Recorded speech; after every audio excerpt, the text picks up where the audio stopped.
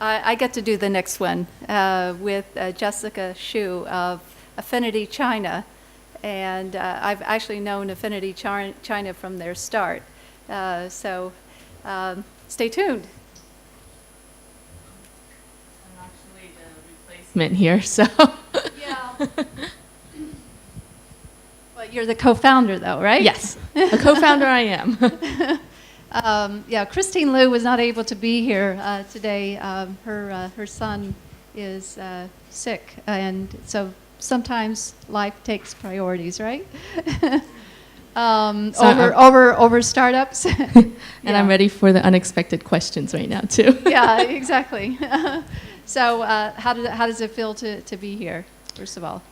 It feels good. Yeah. A little bit nervous, if everyone can tell. I usually am not the one that makes the speeches, so. Okay, we'll go easy then. So tell me, Affinity China's got this really interesting business model, and you've already learned a lot in a couple of years. And so tell how the business model has pivoted in just 2 years, right? Well, we started off pretty early on, even more than 2 years, and it was really just relationship based. Okay. So just to kind of give everyone an idea, Affinity China is a luxury lifestyle provider for mainland Chinese when they travel overseas. That's the basic gist of it. Yeah. And in the beginning, we really started off with very high end, because we saw that there was a niche market for it. If you know anything about traveling in China, you see tour buses. You see the hats and flags everywhere you go. But when it came to something more high-end, you didn't see that. It wasn't available 5 years ago. And unfortunately, for most Chinese people, when they travel, they don't speak English. So there was a lot of cultural barriers out there. Yeah. So we started off doing a lot of high-end travel. Okay. And what we found is the Like more... what? What was an example of something you did in the early days? Let's go to the Hamptons and rent a $40 million estate and stay there for a week, which was by far very challenging for Chinese that are used to city lights, sirens, playing mahjong with their friends to completely no noise. Yeah. You're here in the woods. And what a lot of the times, what we found was when we traveled with these clients, because of course any high net worth Chinese needs a lot of hand holding. In China, there's so much service out there. Every restaurant you go to, there's 10 people serving you. When they go outside, there's one person, but they expect 10 people working through that one person. So you didn't exactly have that in the Hamptons? Oh, we did. You did? Okay. We even had a Chinese chef come out and actually cook for them as well. Wow. But they expect a lot. Yeah. And so it became, very difficult in the beginning. A lot of expectations that they had, and a lot of changes too. One time we were on a private jet, and the guest decided to change the landing location while we were on the jet, because he assumed it was 100% okay to do so. And so, of course, trying to explain that to him became very hard, and trying to actually ask the pilot if we could change it became even harder. Yeah. And so how did all this influence your thinking about your business model then? So that's what we found out. Many high net worth Chinese were very difficult to deal with. And it wasn't something that was very scalable. I think everyone has had that experience before. It wasn't very scalable. There were opportunities. Many Chinese like to do investments, and those were great opportunities, but it wasn't something that said, okay, next month they're going to invest in this real estate project, or next month they're going to look at this investment project. No. So especially with the government change, it became much harder to do the high-end stuff, or to really grow a business that is VC-backed and make it scalable. So we actually went and looked at the mass affluent, those that were what we call the nouveau riche, younger, more tech savvy as well. A lot of our high-end clients really, all they did was text messaging, and at most, if they read their email, I was surprised. So we went on the more mass market approach, and we partnered with a large financial institution, and we launched a mass market loyalty card for them. Yeah. Was this a really challenging pivot, though? I mean, how did it happen? It sounds kind of like you made it easy, but I'm sure there was a lot of angst along the way. There was a lot of, because it really, I mean, we're still doing the high-end portion. It's just when it comes, and it's more relationship building. Okay. when we decided to actually pivot more to the mass market, or mass affluent as we call it, there was a hesitation because a lot of our relationships were with the high end. And there was a whole different market approach too. And a lot of the brands, the partners that we were working with, they wanted to target the high end as well. They didn't want to target the mass affluent. So what we realized was we wanted to actually pinpoint something that was data backed. So we could go back to all our partners and say, hey, there's actually a huge market here, and we're able to actually aggregate it. And that was actually looking for a specific point. And what we realized was every single Chinese person that ever travels, there is one key thing that they will do no matter where they go. What's that? And that is shopping. Sometimes we've taken them where they've canceled the complete day. They said, I want to go shopping, and that's all I want to do. So we looked at it and said, well, we work with all the fashion brands out there. What can we do that would actually drive this market forward? And we said, why don't we give every single Chinese person a loyalty card? This is really just following, getting the clues from your own customers, right? Exactly. Why don't we give them a card, let them go shopping to all the stores that they're going to go to already, not actually have to take care of their travel needs, which is probably the nightmare part. Yeah. And let them buy things. And when they go in to buy things, they get the VIP perks, they get the discounts. And from the brands, we got a transaction fee from it. So which major financial institution did you link up with? American Express. That's a pretty major. How did that happen? As Rebecca knows, one of our seed capital VCs is RE Capital. And the two R's actually stand for Jim Robinson III and Jim Robinson IV. And Jim Robinson III was... And when you call the company, they ask you, which Jim are you asking to speak with, the third or the fourth? And I always hesitate. Oh, gee, I'm not quite sure. I hadn't kept that close account, but yeah, it's an interesting dynamic. And I actually think Jim the Third is much more in better shape than Jim the Fourth. Because Jim the Fourth is working too hard.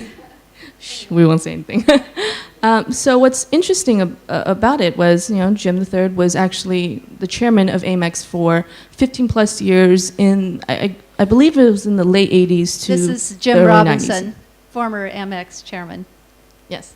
And what's interesting about it was the Centurion card was actually started when he was chairman of American Express. So that's where the relationship came from. And when American Express actually came to China the first time around, I hope there's no one from American Express here, so I'm just going to say it. It didn't go so well, and they kind of stepped out and relooked at it. I mean, most of their China operations right now is actually run out of their Singapore office. There's actually no one physically here in American Express in China. And what people know is when you actually use American Express, it's extremely convenient. It's just there's no brand awareness here. And what we are doing essentially is creating the brand awareness and creating the aspect where people will see the use of it because they're utilizing with the co-branded card. So you have an Affinity China Amex card then? Yes. Okay. And is that any different from any other affiliated branded credit card? Well, first of all, it's not a credit card yet. There's a lot of processes that need to go through to make it a credit card, and you actually need a lot of information from the client themselves. At the moment, it is a prepaid card, or even simpler, it's just a loyalty card. Can anyone here get one? We'll talk about that later. There are qualifications to it, but in the initial stages, yes, anyone can get it. What it combines is Amex's superb concierge and utilization of their easy to swipe anywhere you go, some places where UnionPay is not even accepted, and our connections with all the brand partners that we work with. So talk a little bit about the venture capital financing for Affinity China. You managed to get RRE Ventures, a major RRE Ventures is one of the Forbes top VCs. They're on the Midas list. In fact, Jim Robinson is on the Midas list. How were you able to get the attention of Jim Robinson as an investor? And you also have some interesting Chinese investors as well. So how did all this come about? I think that's probably a good question for Christine. So Christine actually was probably the first person that got to know Jim, and I believe that's through her startup background and her multiple connections in Asia. And actually, Jim the Fourth, picked notice of this through Twitter. Yeah, yeah. So social media does work. Christine is an active Twitterer, and I think she got Jim Robinson on Twitter. She got me on Twitter as well. Exactly. And what's interesting about it was she was talking about how there was a big market. And there was a niche market that actually catered to the high net worth Chinese, but there wasn't actually a platform out there that supported it. And that actually reminded Jim of Amex back in the days, because what Amex did was the same thing that we're doing for China as they did for the New Yorkers back in the 60s and 70s. So it made a lot of sense to him. And at that time, he was very much interested in tapping the China market and understanding from a client basis, how does China work and how does the individual actually think? So our seed round actually came from China, but our follow-on seed round actually came from angels inside. Oh, sorry, I think I messed that up a little bit. You have Dave McClure as an investor too, right? Yes. From 500 Startups. Correct. I believe there are some 500 China. Yeah, I think that the lady who runs 500 Startups is here. Probably later. Yeah, but yeah, so you had all these brand name investors. Correct. And we also had a lot of Chinese that came on as a follow-on round. As Alvin was saying, Chinese are very interesting to deal with as angel investors. Most of our angel Chinese investors ask for the perks. They want to meet famous people all the time. So that's why they want to invest? Correct. Okay. Actually, is there any other major difference between the Chinese investors and the Western investors? I think there is a major difference. For a lot of the Western investors, they're VCs, they're institutions. They look at it as a strategic investment. You go through a due diligence process with them. They make sure that they mentor you as well. For the Chinese investor, usually I get asked 3 questions. What do you guys do? How much money do you need? And how much money can you make me? And that's about it. So there's definitely the reason why they invest is very different.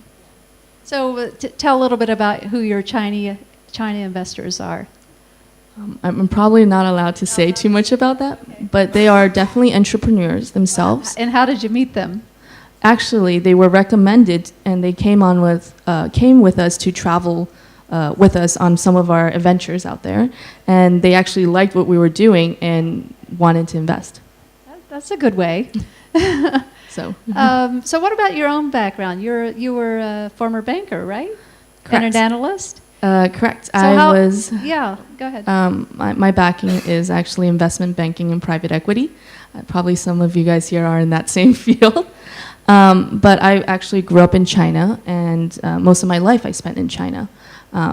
Thankfully, I actually went to Berkeley and learned about the startup community there and all the VC community. But I think what's actually strong about it is a lot of startups, you have people with great ideas, right? The passionate people.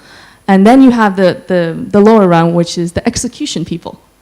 And so what banking and I guess being in the finance industry has taught me is being very detail oriented and looking and making sure that it's realistic to do.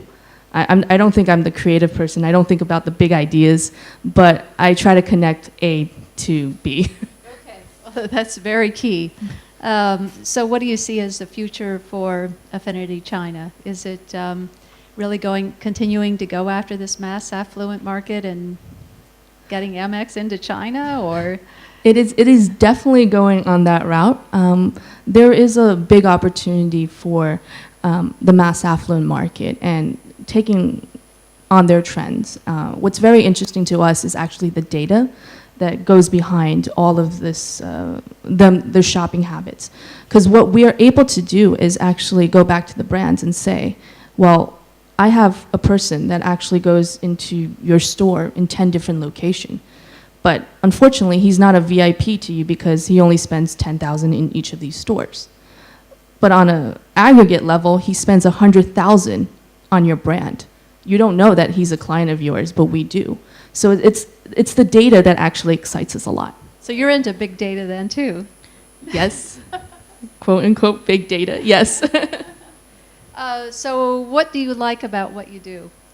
What attracted you to Affinity China? What do you like about it? I feel the basis of why I joined or why I co-founded Affinity China was what I saw in bridging a gap between the cultures of China and the West. Secretly, all I wanted to do is make Chinese people look better in front of Westerners. Unfortunately, these days it hasn't been the greatest.